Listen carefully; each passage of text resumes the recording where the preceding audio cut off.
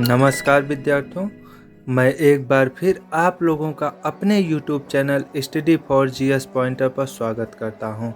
मैं आज आप लोगों के बीच इतिहास का बहुत ही महत्वपूर्ण अध्याय गुप्त और गुप्तोत्तर काल के महत्वपूर्ण प्रश्नों का श्रृंखला लेकर आया हूं। यह प्रश्न श्रृंखला जितने भी प्रतियोगी विद्यार्थी हैं सभी के लिए बहुत ही महत्वपूर्ण है, क्योंकि यहाँ से लगभग सभी प्रतियोगी परीक्षाओं में प्रश्न पूछे जाते हैं। इसलिए मैं आप लोगों से निवेदन करूँगा कि आप लोग इस अध्याय को बार बार रिवाइज करें ताकि यहाँ से कोई भी प्रश्न छूटे ना। तो चलिए हम सीधे प्रश्न श्रृंखला की ओर चलते हैं और महत्वपूर्ण प्रश्नों की श्रृंखला में पहला महत्वपूर्ण प्रश्न है, गुप्त साम्राज्य का संस्थापक कौन था? गुप्त साम्राज्य का संस्थापक श्रीगुप्त था। गुप्त साम्राज्य का वास्तविक संस्थापक कौन था? चंद्रगुप्त प्रथम।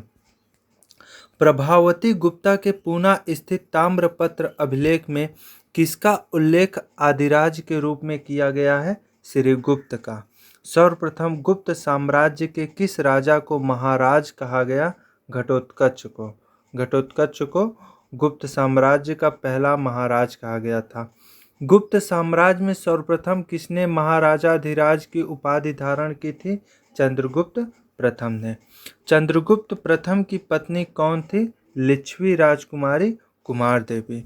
गुप्त वंश में सर्वप्रथम किसने रजत मुद्राओं का प्रचलन प्रारंभ करवाया था?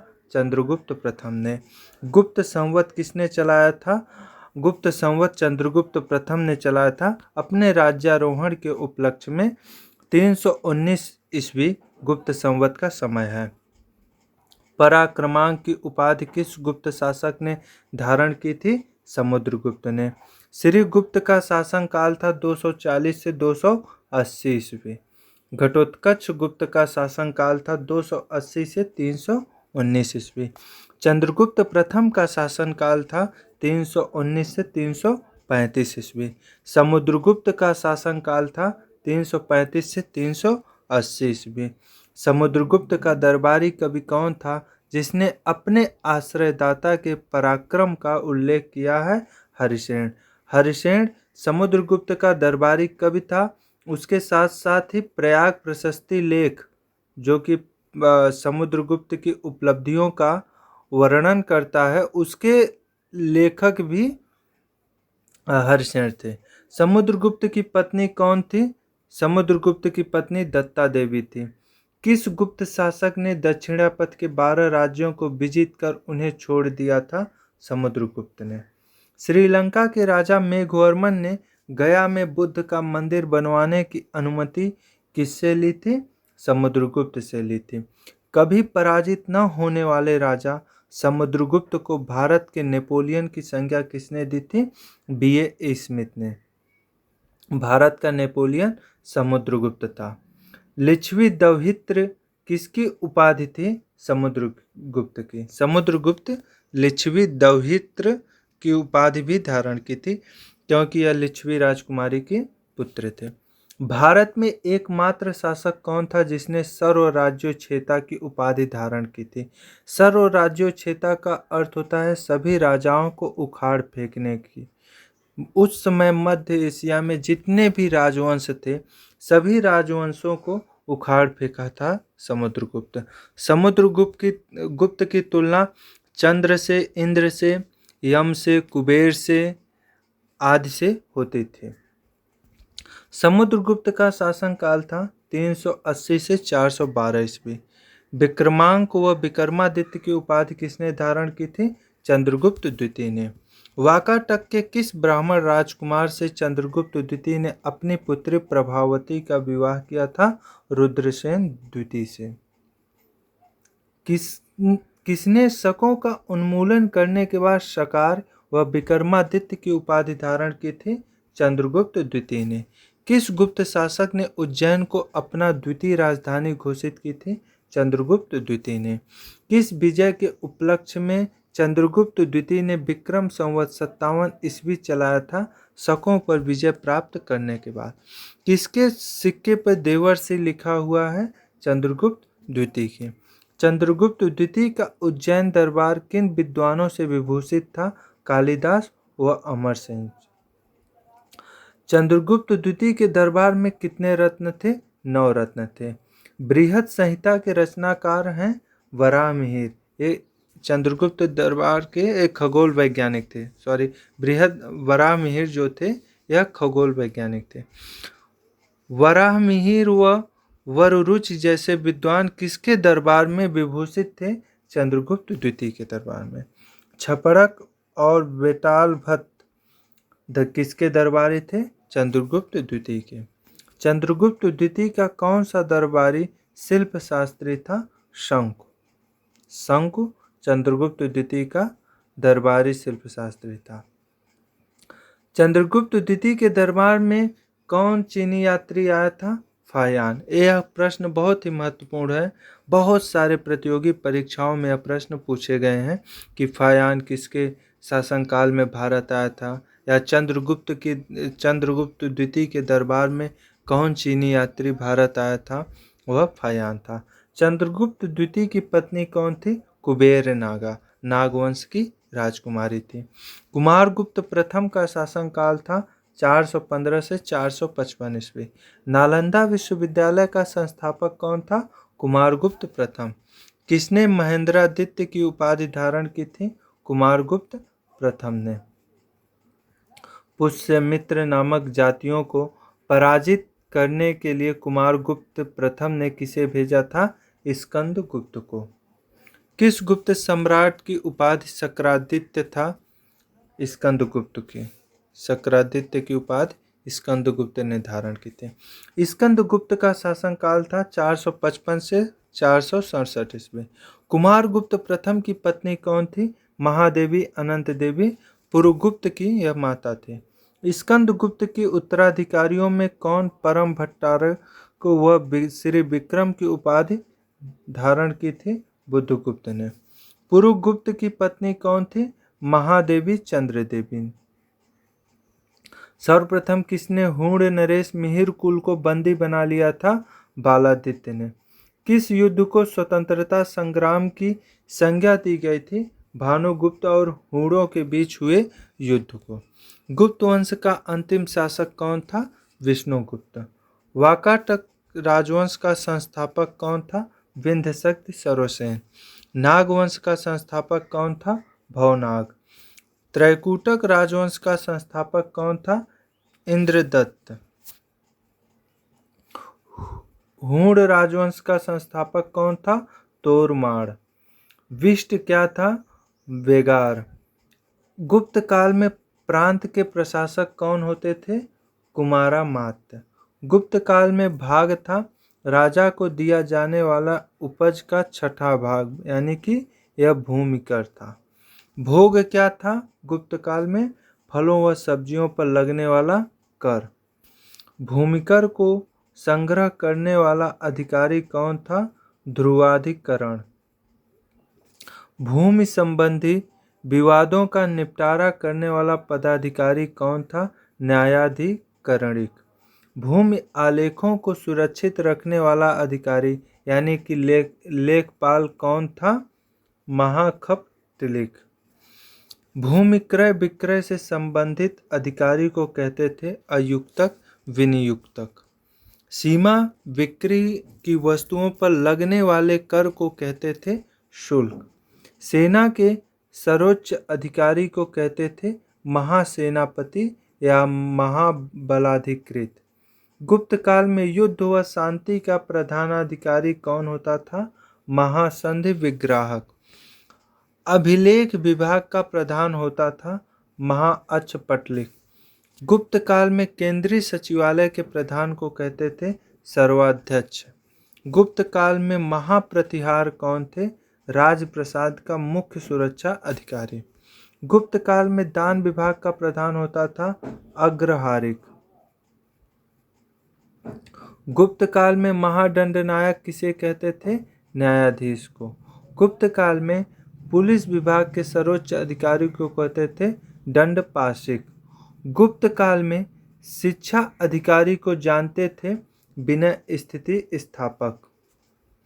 गुप्त काल में देश का प्रशासनिक इकाई अधिकारी होता था गोरना या गोपत्रे।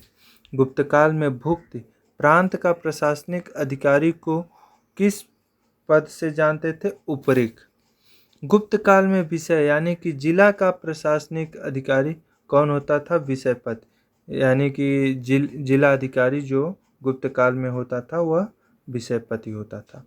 पेट यानी कि तहसील का प्रधान अधिकारी कौन होता था? पेटपति यानी कि तहसीलदार पेटपति होता था। ग्राम का प्रधान अधिकारी कौन होता था? ग्रामपति या महत्तर। गुप्त राजाओं ने सर्वाधिक स्वर्ण मुद्राएं जारी की जो उनके अभिलेखों में कही गई है दिनार। उन मुद्राओं को दिनार कहा गया है। संहार या प्रलय के देवता कौन थे? शिव। अपने किस ग्रंथ में कालिदास ने सम्राट पुरुरवा व अप्सरा उर्वशी की प्रेम कथा का वर्णन किया है? विक्रमोर्वशीयम में। मृच्छकटिकम के रचयिता कौन थे? शूद्रक। ध्रुव स्वामिनी के विवाह से संबंधित ग्रंथ देवी चंद्रगुप्तम के रचयिता कौन थे? विशाखदत्त। चारुदत्तम के रचनाकार कौन थे? भास। प्रतिज्ञा यौंग धरायणम के रचयिता कौन थे? भास। स्वप्नवास दत्तम के रचयिता कौन थे? भास। 10 कुमार चरितम व काव्य दर्शन के रचयिता कौन थे? दंडिन। पंचतंत्र के रचनाकार कौन थे? विष्णु शर्मा। पंचतंत्र के रचनाकार विष्णु शर्मा थे। ब्रह्म सिद्धांत नामक पुस्तक के रचनाकार कौन थे? ब्रह्म सिद्धांत नामक पुस्तक के रचनाकार आर्यभट्ट थे।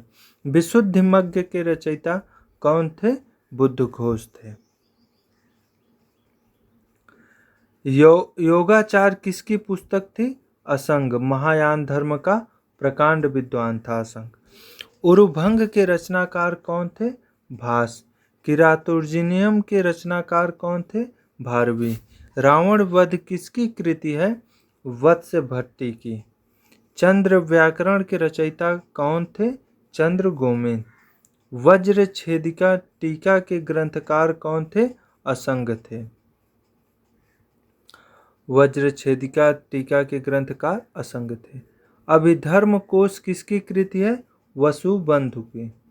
किसने रस चिकित्सा के माध्यम से बताया कि सोने चांदी व खनिज पदार्थों के रासायनिक प्रयोग से रोगों की चिकित्सा हो सकती है? नागार्जुन ने। शल्य चिकित्सा के जनक कौन थे? सुश्रुत। इनकी रचना जो है वह सुश्रुत संहिता है। शून्य व दशमलव की खोज किस वंश की देन है? गुप्त वंश की। आर्यभट्ट गुप्त वंश के ही दरबारी थे। वर्धन या पुष्यभूत वंश के संस्थापक कौन थे? पुष्यभूत वर्धन। हूण हरिण केसरी या गांधारधिपगंध की उपाधि किसने धारण की थी? प्रभाकर वर्धन ने। मौखर वंश का संस्थापक कौन था? हरिवर्मा। प्रभाकर वर्धन की पुत्री राजश्री का विवाह किसके साथ हुआ था? मौखर शासक ग्रहवर्मा के साथ। हर्षवर्धन का जन्म कब हुआ था? 591 ईस्वी में। 16 वर्ष की अल्पायु में ही हर्षवर्धन ने थानेश्वर का शासक कब बना? 606 ईस्वी में। हर्ष का दरबारी कवि कौन था जिन्होंने हर्ष की जीवनी लिखी है? बाणभट्ट। बाणभट्ट ने हर्षचरित की रचना की है। हर्ष के शासन काल के दौरान कौन चीनी यात्री भारत आया था? वेनसांग। वेनसांग को शिलादित्य की उपाधि किसने धारण की थी? हर्ष ने। वेनसांग को यात्रियों का राजकुमार भी कहा जाता है। यात्रियों का राजकुमार की उपाधि इन्होंने धारण की थी। ठीक। दक्षिण की ओर हर्ष के अभियान को नर्मदा नदी के तट पर किसने रोक दिया था? चालुक्य नरेश पुलकेशिन द्वितीय ने। किसने पदाधिकारियों को शासन पत्र यानी कि सनद के द्वारा जमीन देने की प्रथा चलाई थी हर्ष ने। भाग, हिरण्य तथा बलि था कर, हर्षकालीन कर था यह। भाग भूमि कर थी जो कृषकों से उनकी उपज का लिया जाता था। कितना भाग? छठा भाग। हर्ष काल में व्यापारियों से नगद कर लिया जाता था जिसे कहते थे हिरण्य। हर्ष काल में सेनापति को कहते थे सिंहनाद। अश्व सेना के प्रधान सेनापति को कहते थे कुंतल। हस्त सेना के प्रधान सेनापति को कहते थे स्कंदगुप्त। किसने हर्ष के सेना को चतुरंगी सेना कहा है? वेनसोंग ने। सकलोत्तरापथनाथ की उपाधि किसने धारण की थी? हर्षवर्धन ने। हर्ष के शासनकाल के दौरान नालंदा विश्वविद्यालय के कुलपति कौन थे? शीलभद्र। हर्ष की रचनाएं हैं, यानी कि हर्ष ने कौन कौन सी रचना की है? यह बहुत ही महत्वपूर्ण प्रश्न है, कई परीक्षाओं में पूछा गया है। हर्ष की जो महत्वपूर्ण रचना है वह है प्रियदर्शिका, रत्नावली और नागानंद। हर्ष धार्मिक आयोजनों का कार्यक्रम कहाँ करता था? कन्नौज और प्रयाग में। यानी कि आप कुंभ मेले का आयोजन जो होता है प्रयाग में, इसका आयोजन हर्ष ने ही कराया था। हर्ष ने का ही देन है कि कुंभ मेले का आयोजन प्रयागराज में होता है। ठीक, तो यह पूछा जा सकता है कभी प्रश्न कि कुंभ मेले के आयोजन की शुरुआत किस शासक ने कराई थी? तो कुंभ मेले के आयोजन की शुरुआत हर्ष ने कराई थी। ठीक है, आज आप लोगों के बीच मैंने आज आप लोगों के बीच गुप्त और गुप्तोत्तर काल के महत्वपूर्ण प्रश्नों का श्रृंखला, जो कि मैंने कई पुस्तकों के माध्यम से जो नोट्स तैयार किया था, आज मैंने उस नोट्स को आप लोगों के बीच शेयर किया हूं। और मैं आप लोगों से वादा करता हूं कि आप लोग मेरे इस चैनल से बने रहिए। मैं जिस भी अध्याय के प्रश्न आप लोगों के बीच शेयर कर रहा हूं, उस अध्याय का कोई भी प्रश्न आप लोगों से नहीं छूट रहा है, क्योंकि मैंने जो नोट्स तैयार किया है वह नोट्स कई पुस्तकों से तैयार किया है। धन्यवाद।